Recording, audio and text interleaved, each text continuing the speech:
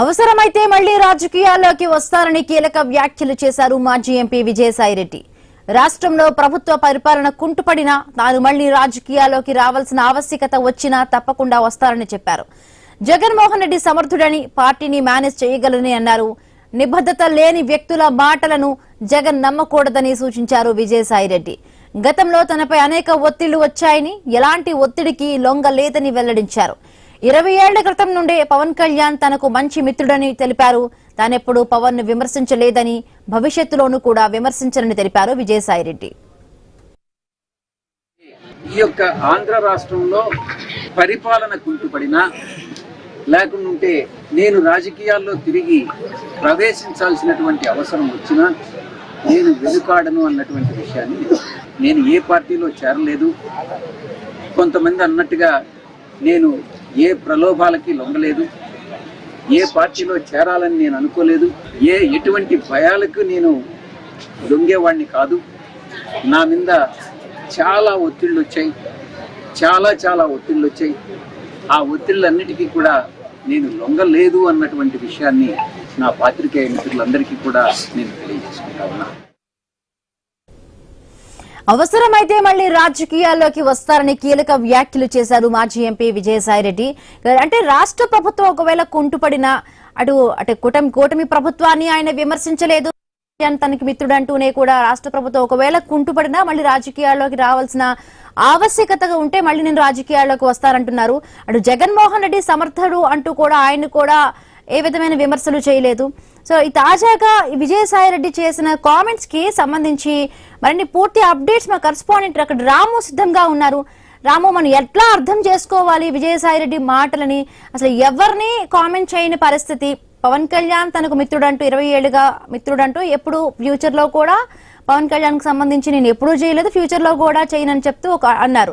అలాగే ఒకవేళ రాష్ట్రంలో ప్రభుత్వ పరిస్థితికి ఒకరు కుంటు పడితే అంటున్నారంటే రాష్ట్ర పరిపాలన బాగుంది అన్నట్టుగా కూడా ఆయన మాటలు బట్టి మనం అర్థం చేసుకోవచ్చు. ఒకవైపు జగన్ సమర్థుడే అంటూ కూడా ఆయన్ని కూడా పొగిడిన మాటలుగా ఉంది. సో ఎట్లా అర్థం చేసుకోవాలి రాము?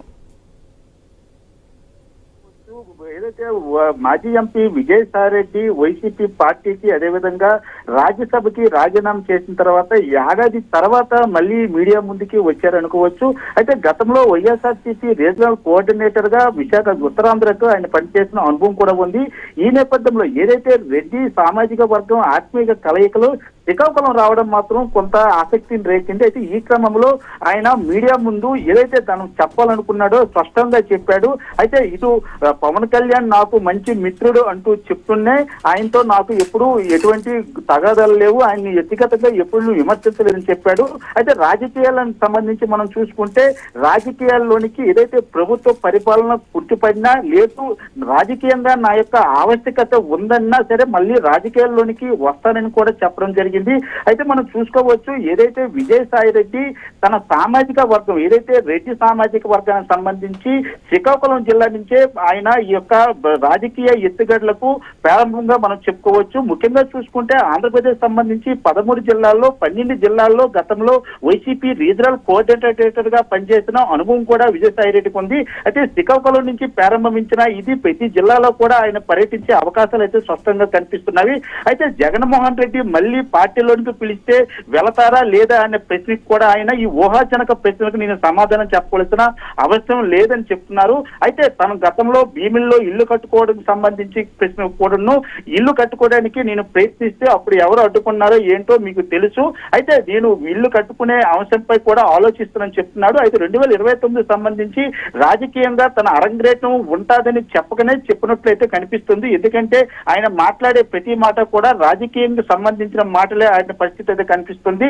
అయితే ఇంకో విషయం కూడా, రెడ్డి సామాజిక వర్గాన్ని తన భుజాల్లో వేసుకునే క్రమంలో ఏదైతే ఆంధ్రప్రదేశ్ సంబంధించి నెల్లూరుకు పొట్టి శ్రీరాములు గారి పేరు పెట్టారు, ఎన్టీఆర్ జిల్లా పేరు పెట్టారు, అదేవిధంగా అంబేద్కర్ కోనసీమ జిల్లా పెట్టారు, అన్నమయ్య జిల్లా పేరు పెట్టారు, అదేవిధంగా రెడ్డి సామాజిక వర్గం సంబంధించి ఉయ్యాల నరసింహారెడ్డి కర్నూలు జిల్లాకి పెట్టాలని కూడా ఒక డిమాండ్ అయితే చేశారు. అది ముఖ్యంగా చూసుకుంటే తన సామాజిక వర్గాన్ని తన భుజాల మీద వేసుకుని అదేవిధంగా సామాజిక వర్గంతో శ్రీకాకుళం నుంచి తన రాజకీయ అరంగేటింగ్ కి సంబంధించిన కార్యకలాపాలకు సంబంధించి ఒక దిశానిర్దేశం చేసే అవకాశాలు స్పష్టంగా కనిపిస్తున్న పరిస్థితి కనిపిస్తుంది. అయితే ఇటు చంద్రబాబు చంద్రబాబుకు కానీ అటు పవన్ కళ్యాణ్ కానీ జగన్మోహన్ రెడ్డికి కూడా ఆయన విమర్శించలేదు.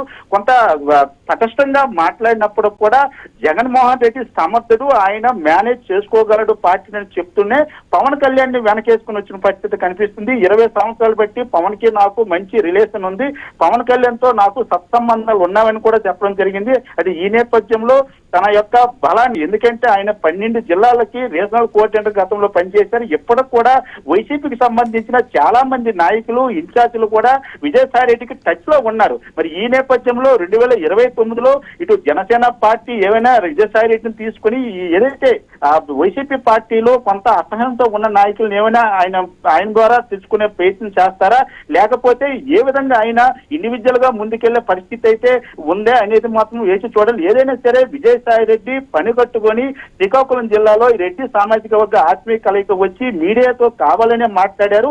ఆయన కూడా కొంత ఆసక్తికరమైన వ్యాఖ్యలు కూడా చేశారు. ఈ నేపథ్యంలో మళ్ళీ విజయసాయి రెడ్డి యాక్టివ్ అవుతారనే ఊహాగానాలు అయితే వినిపిస్తున్నవి. మరి ఈ నేపథ్యంలో దీనిపై వైసీపీ ఏ విధంగా స్పందిస్తుంది, మరి ప్రతిపక్ష పార్టీలు ఏ విధంగా స్పందిస్తూ చూడాలి. ఇంకొక విషయం కూడా, ఏదైతే ప్రభుత్వాలు ప్రజల్ని మభ్యపెట్టే విధంగా రాజకీయాలు చేయకూడదని మాత్రం విమర్శలు కూడా చేశారు. అయితే గతంలో ఏదో లిక్కర్ స్కామ్ సంబంధించి కావచ్చు, ఏదైతే తిరుపతి కల్తీ నెయ్యికి సంబంధించి కావచ్చు, ఈ విమర్శలన్నీ ఇంకా విచారణలో ఉన్నాయి కాబట్టి వీటి కోసం మాట్లాడని చెప్పిన పరిస్థితి అయితే కనిపిస్తుంది. Right Ramu, thank you.